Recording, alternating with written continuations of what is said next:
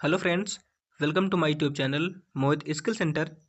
Friends, आज हम देखने वाले हैं बीएड फर्स्ट ईयर ज्योग्राफी के बारे में, जिसका नाम है मेथड ऑफ टीचिंग ज्योग्राफी, जिसको हिंदी में बोलते हैं भूगोल शिक्षण की पद्धतियाँ। फ्रेंड्स, हम इस वीडियो में कुल 5 प्रश्नों को डिस्कस करेंगे, जो कि आपके आने वाले एग्जाम में काफ़ी हेल्पफुल रहेंगे। फ्रेंड्स, अगर आप बीएड कर रहे हैं तो यह वीडियो काफ़ी आपके लिए इंपॉर्टेंट होने वाला है। तो चलिए वीडियो को शुरू करते हैं। फ्रेंड्स, छठा क्वेश्चन कह रहा है आर्थिक भूगोल का वर्णन कीजिए। इसमें कह रहा है आर्थिक भूगोल भूगोल की वह शाखा है जिसमें मानव की आर्थिक गतिविधियों जैसे कृषि, उद्योग, व्यापार आदि का अध्ययन करते हैं। यह विभिन्न संसाधनों के उपयोग, उत्पादन और वितरण को भी समझाता है। एक बार दोबारा देखते फ्रेंड्स, कह रहा है आर्थिक भूगोल भूगोल की वह शाखा है जिसमें मानव की आर्थिक गतिविधियों जैसे कृषि, उद्योग, व्यापार आदि का अध्ययन करते हैं और यह विभिन्न संसाधनों के उपयोग, उत्पादन और वितरण को भी समझाता है। ठीक है फ्रेंड्स, आगे कह रहा है इसके माध्यम से क्षेत्रीय आर्थिक विकास और असमानताओं का अध्ययन करते हैं। ठीक है फ्रेंड्स, अगला प्रश्न देखते हैं।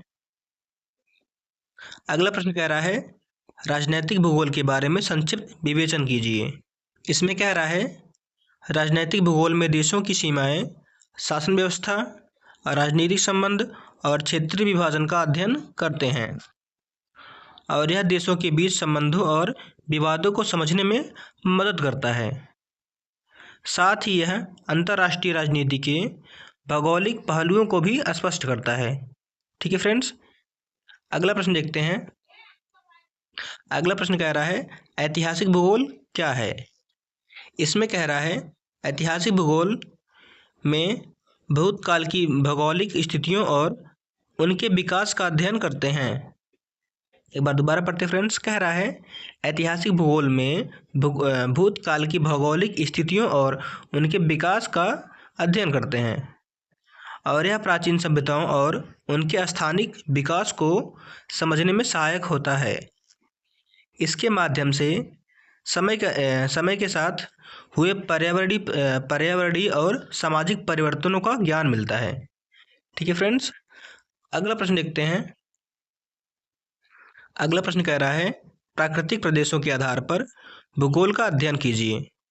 इसमें कह रहा है प्राकृतिक प्रदेशों के आधार पर भूगोल का अध्ययन जलवायु, स्थलाकृति, वनस्पति और मिट्टी के अनुसार क्षेत्रों को विभाजित करके किया जाता है।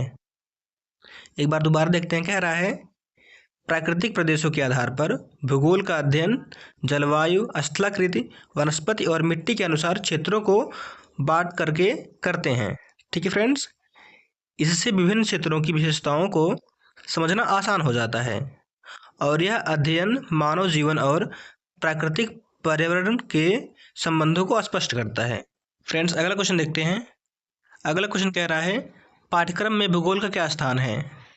इसमें कह रहा है पाठ्यक्रम में भूगोल का महत्वपूर्ण स्थान है क्योंकि यह पृथ्वी, पर्यावरण और मानव जीवन के संबंधों की जानकारी प्रदान करता है और यह विद्यार्थियों में पर्यावरण के प्रति जागरूकता बढ़ाता है। एक बार दोबारा देखते हैं फ्रेंड्स, कह रहा है पाठ्यक्रम में भूगोल का महत्वपूर्ण स्थान है क्योंकि यह पृथ्वी, पर्यावरण और मानव जीवन के संबंधों की जानकारी प्रदान करता है और यह विद्यार्थियों में पर्यावरण के प्रति जागरूकता बढ़ाता है और साथ ही यह देश विदेश की जानकारी और व्यवहारिक ज्ञान प्रदान भी करता है। ठीक है फ्रेंड्स,